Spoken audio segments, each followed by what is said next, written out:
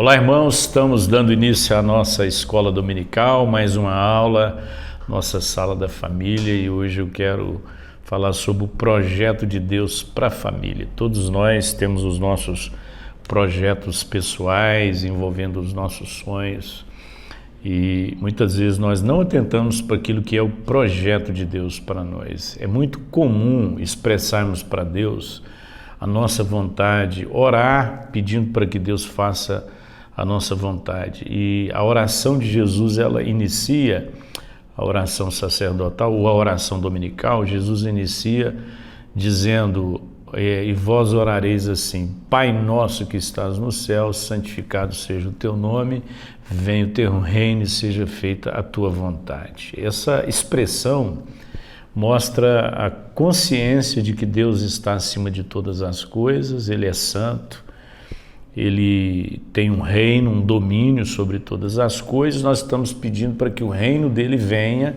e seja feita a sua vontade. Parece, a princípio, que Jesus está falando de duas coisas, né, complementares. O reino de Deus é a sua vontade. É uma coisa só. É o Deus sendo santificado através da chegada do reino e da vontade de Deus sendo feita na nossa vida. Muitas vezes temos um plano estabelecido. É muito comum apresentarmos a Deus o nosso plano, o nosso projeto, aguardando que Deus de alguma forma responda às nossas orações. E hoje nós vamos falar sobre o projeto de Deus para a família. Eu quero ler em Gênesis capítulo 12, do verso 1 até o verso de número 7, onde nós temos o chamado de Abraão. Então o Senhor disse a Abraão: sai da tua terra, do meio dos seus parentes e da casa do teu pai, e vá para a terra que eu te mostrarei. Farei de você um grande povo, o abençoarei, tornarei famoso o seu nome e você será uma bênção. Abençoarei os que o abençoarem, amaldiçoarei os que amaldiçoarem, e por meio de você todos os povos da terra serão abençoados. Partiu Abraão, como lhe ordenara o Senhor, e Ló foi com ele. Abraão tinha 75 anos quando saiu de Harã. Levou a sua mulher Sarai, seu sobrinho Ló, e todos os bens que haviam acumulado e os seus servos comprados em Harã. Partiram para a terra de Canaã e lá chegaram. Abraão atravessou a terra até o lugar do carvalho de Moré, em Siquém. E naquela época os cananeus habitavam essa terra. E o Senhor apareceu a Abraão e disse: à sua descendência eu darei essa terra. Abraão construiu ali um altar dedicado ao Senhor, o Senhor que lhe havia aparecido. Quando nós falamos de projeto de Deus para a família, três coisas são necessárias.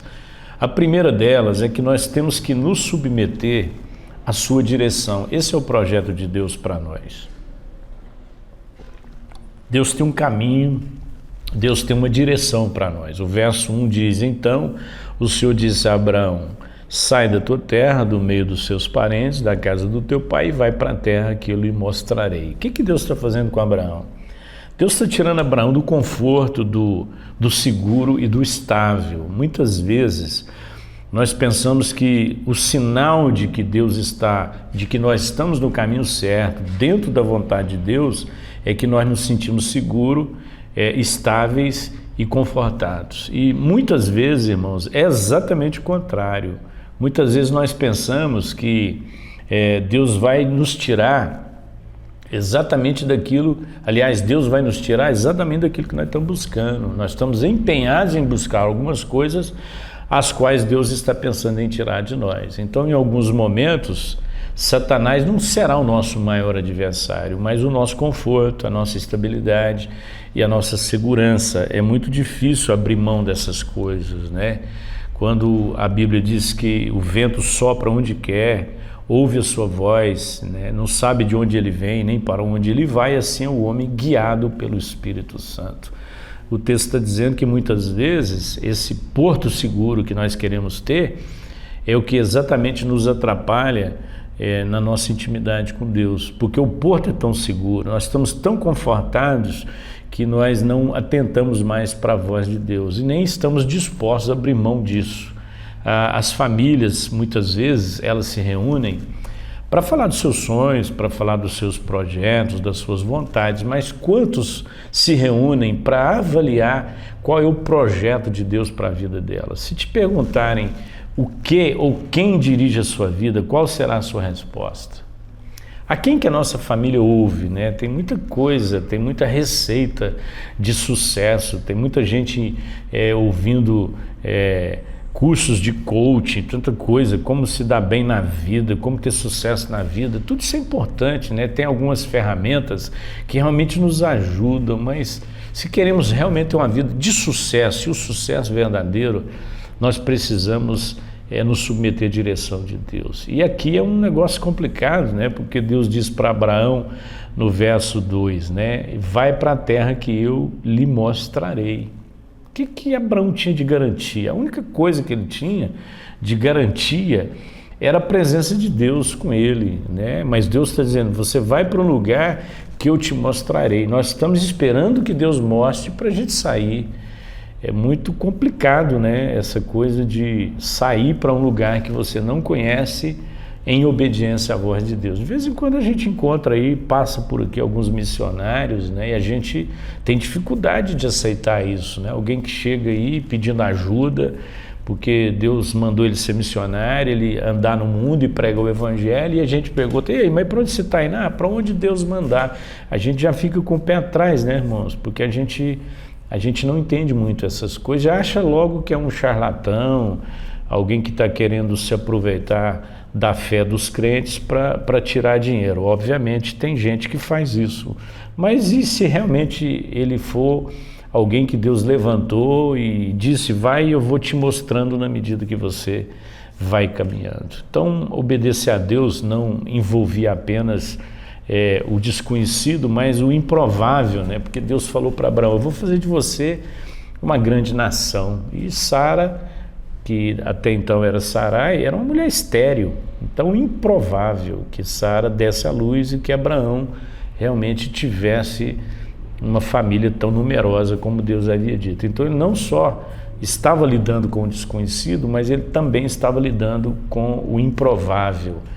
É claro que em alguns momentos nós queremos ter algumas certezas, mas nem sempre Deus nos dará todas as certezas, até porque para nos exigir fé, né? Fé não é uma coisa cega, mas é uma coisa que a gente sabe o que espera, mas a gente não sabe como que vai acontecer.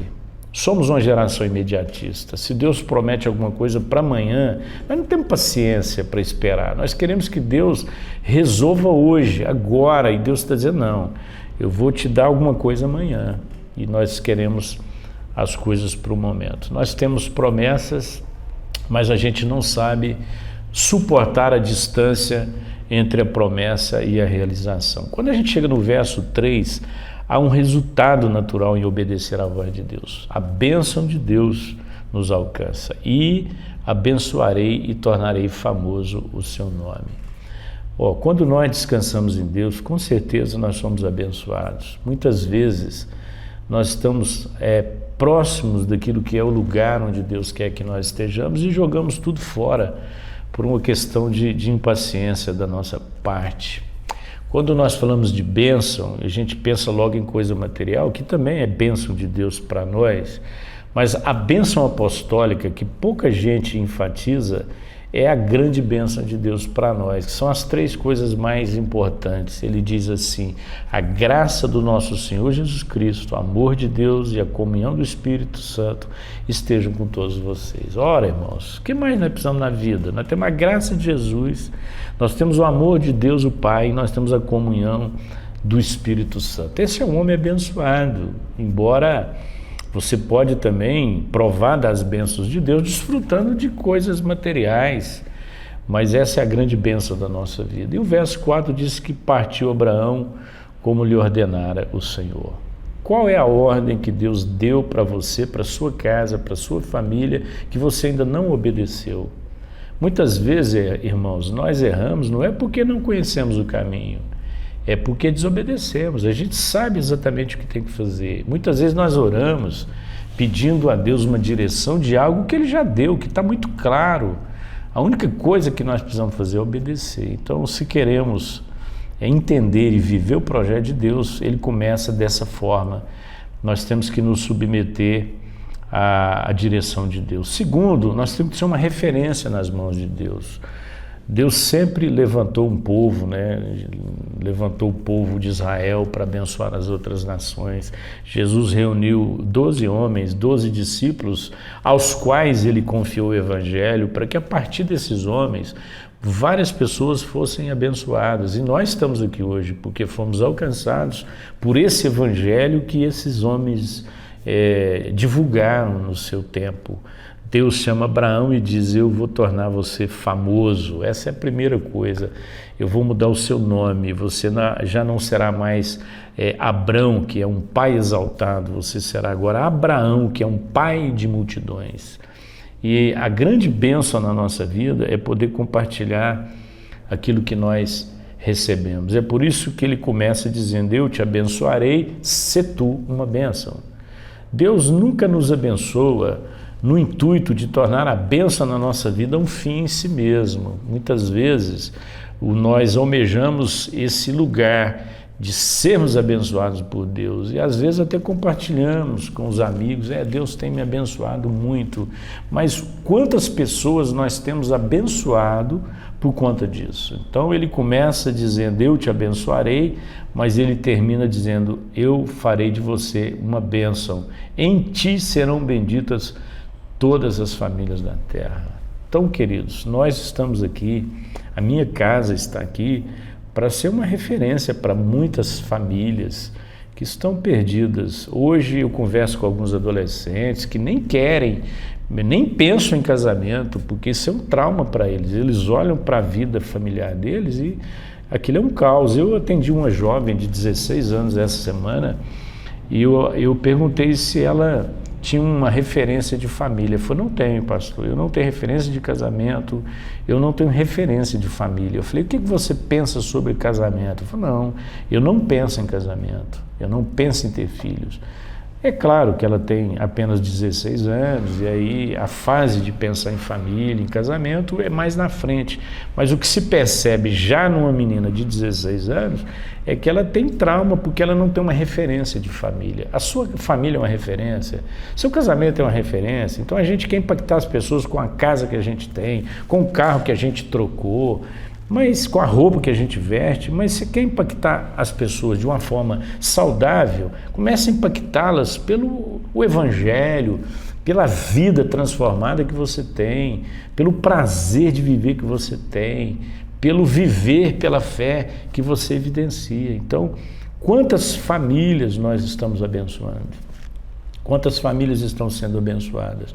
Quantos casamentos estão sendo estimulados? Quantos relacionamentos de pais e filhos estão sendo incentivados por conta da nossa qualidade de relacionamento com os nossos filhos? Então faz parte do projeto de Deus. Primeiro, colocar a nossa casa sob a direção de Deus. Não conduza a sua casa pela sua própria cabeça, mas busca a direção de Deus. Segundo, sendo uma referência nas mãos de Deus, abençoando outras famílias. E terceiro, consagrando a nossa vida totalmente a Ele. Como que termina no verso 7? O Senhor apareceu a Abraão e disse: a sua descendência darei a terra. Abraão construiu um altar dedicado ao Senhor que lhe havia aparecido. A gente já falou isso, já preguei esse texto no culto aí no domingo à noite, falando sobre qual o significado do altar. O altar é um marco de honra, de entrega, de submissão, de reconhecimento.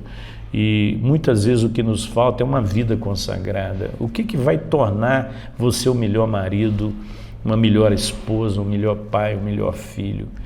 Podemos fazer muitos casais, muitos cursos de casais, podemos ler muitas literaturas, isso realmente ajuda, mas o que de fato vai me tornar um melhor marido é a minha consagração a Deus, é eu colocar a minha vida no altar de Deus, é eu colocar o meu casamento no altar de Deus.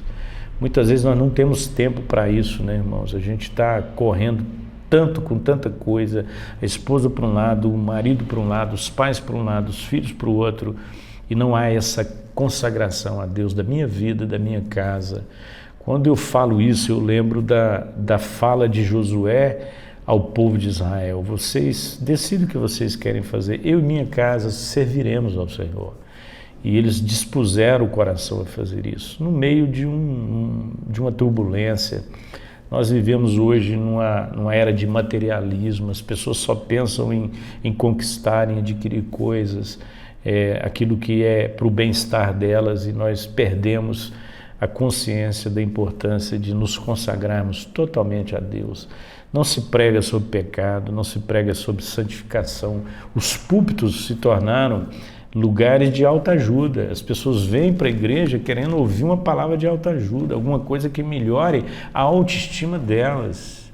Precisamos ouvir uma palavra sobre consagrar nossa vida a Deus, dedicar mais à oração, dedicar mais a alimentar-se da palavra de Deus, a ter intimidade com o Pai, a deixar de viver pelos prazeres da carne e a viver em prol do fruto do Espírito. Então, que Deus realmente conduza a nossa casa, que nós, nesta manhã, entendamos que esse é o projeto de Deus para a família. Primeiro, que busquemos a sua direção.